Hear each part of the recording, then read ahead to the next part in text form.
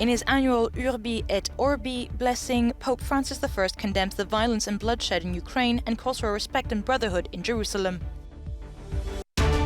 Germany holds its traditional Easter peace rallies, with the question of supplying more military equipment to Ukraine dividing citizens. Surviving crew members of the Moskva wreck meet with Navy Commander-in-Chief and Russian High Command as citizens in Sevastopol hold a memorial for the ship.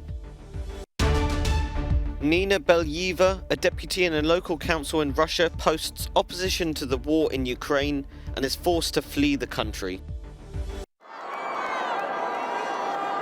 In St. Peter's Square, in front of some 50,000 faithful, Pope Francis gave his annual Urbi et Orbi blessing. During his speech, the pontiff prayed for peace in Ukraine, urging world leaders to hear the cries for peace. He denounced the bloodshed and condemned the war that was making a martyr of the war-torn nation.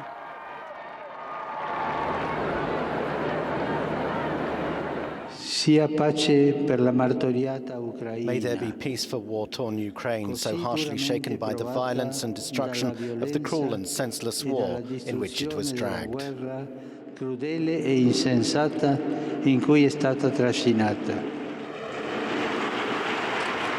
Turning to the Middle East, he also called for free access to all the holy sites of Jerusalem, regardless of a person's faith. This comes after Israeli security forces barred Muslims access to Al-Aqsa Mosque for 4 hours on Sunday. They said it was to facilitate the visit of Jewish worshippers to the site. They also carried out raids in the mosque's compound against Palestinians and dispersed Muslim worshippers in recent days.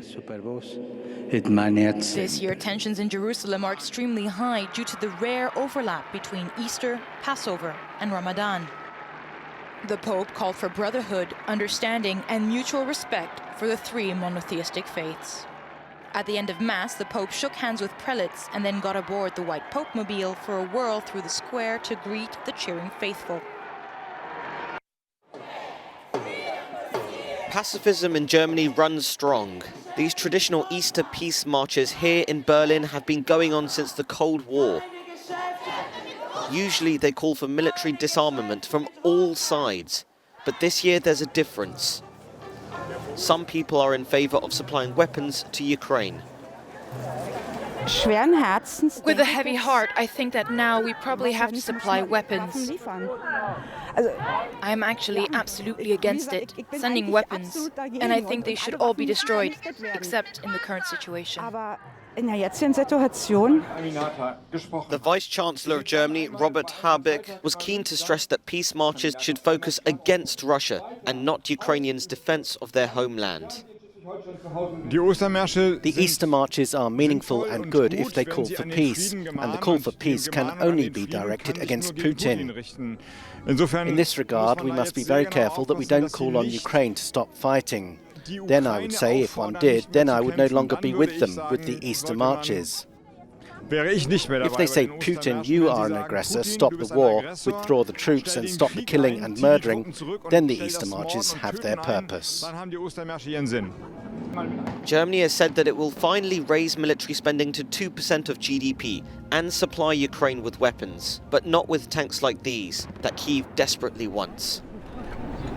Caught between its historical antipathy to war and increasing calls to act as a military leader, just as it is an economic one, Germany is increasingly entering a new era of how it sees its role in the world. Russian Navy Commander-in-Chief Nikolai Yevmenov and other members of High Command met on Saturday with the crew of the sunken Moskva missile cruiser. The ship sank on Thursday after it was heavily damaged. While Ukrainian officials said their forces hit the vessel with missiles, Moscow does not acknowledge any attack, saying only that a fire had detonated ammunition on board. People gathered in Sevastopol on Friday to honor the memory of the missile cruiser, whose wreck has diminished Russian military capability in the Black Sea. With a speech delivered by retired Navy Captain Sergei Gorbachev, local residents came to lay flowers at a monument to the 1696 foundation of the Russian Navy. The ship boasted a crew of around 500 sailors. Ukraine has suggested there are likely to have been fatalities, but so far, Russia has not said anything on the subject.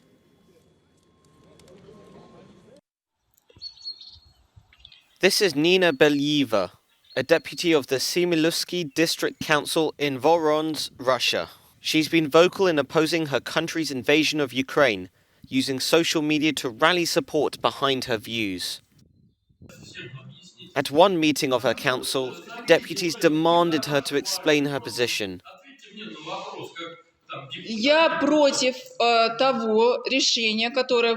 I am against the decision taken by the President of the Russian Federation and against the actions that are being taken there today on the territory of the sovereign state of Ukraine. I consider what is happening a war crime.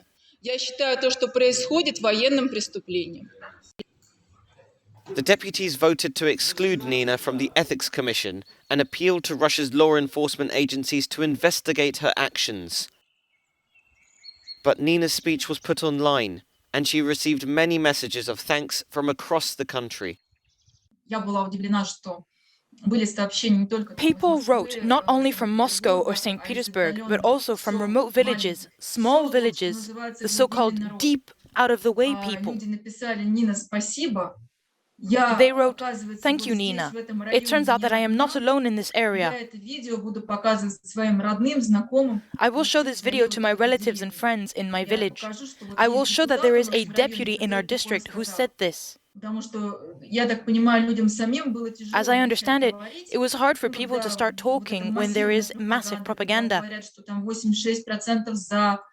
When people know that 86% are in favor of the war.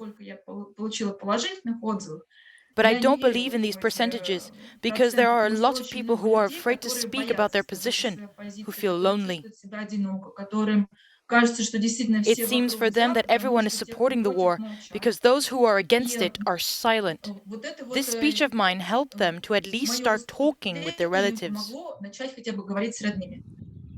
But dissent in Russia is dangerous. After consulting with lawyers, Nina realized that the risk of being sent behind bars was huge. She asked for asylum in a European country and left with almost no money to start another life. There are people who are against the war, but unfortunately, they believe that they can do nothing. There are a lot of such people. I know that if, at the same Council of Deputies, I wasn't the only one who opposed the war, but there was at least a third of us, not even half, but just a third, then I would not have to leave.